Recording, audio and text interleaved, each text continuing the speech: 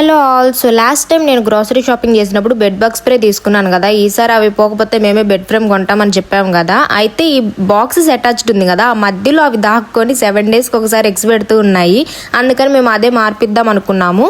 So మేము house ఓనర్తో share చేసినప్పుడు మేము ఇట్లా ఆర్డర్ పెట్టుకుంటామని ఆయన అన్నాడు. సరే నేను ఆర్డర్ పెడతాను అన్నాడు. అవి మెటల్ వేసే ముందు మేము అవన్నీ మెట్రిస్ బెడ్షీట్స్ అన్నీ అయితే ఎండలో బాగా ఆరేసామన్నమాట. మెటల్ బెడ్ వేసిన తర్వాత హౌస్ ఓనర్ ఒకటి చెప్పారు, వాటి లెగ్స్కి వ్యాజిలిన్ పూస్తే కొత్తగా వచ్చాయి, ఎక్కకుండా ఉంటాయి బెడ్కి అని చెప్పారనమాట. పూసాము. తర్వాత ఒక 3 daysకి ఈ స్మోక్ అంటారు ఏమంటారు తెలియదు కానీ ఆయన అయితే పిలిపించాడు. ఆయన అదంతా స్ప్రే చేశాడు అనమాట.